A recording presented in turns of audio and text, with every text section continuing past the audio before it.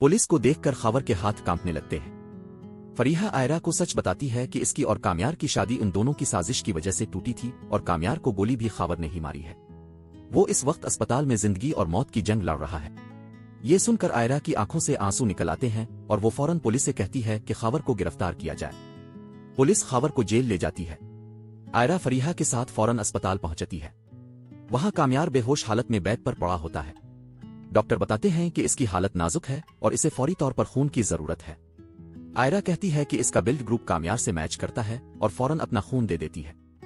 इसी दौरान काम्यार के वालिदैन भी पहुंच जाते हैं और आयरा से कहते हैं कि काम्यार ने इससे बेपनाह मोहब्बत की थी मगर इसने इस पर यकीन नहीं किया। तभी नर्स आकर खुशखबरी देती है कि काम्यार को होश आ गया है। आयरा खुशी से इसके कमरे में जाती है। काम्यार इसे देखकर हैरान हो जाता है।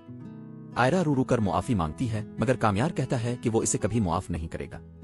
ये सुनकर आयरा टूट जाती है और रोती हुई अस्पताल से चली जाती है। कुछ दिन बाद डॉक्टर काम्यार के वालिदैन को बताते हैं कि अब वो इसे घर ले जा सकते हैं। अगले दिन काम्यार को फलक का फोन आता है जो उसे बताती है कि आयरा मुल्क छोड़कर अमेरिका जा रही है क्योंकि काम्यार ने इसे मुआफ नहीं किया।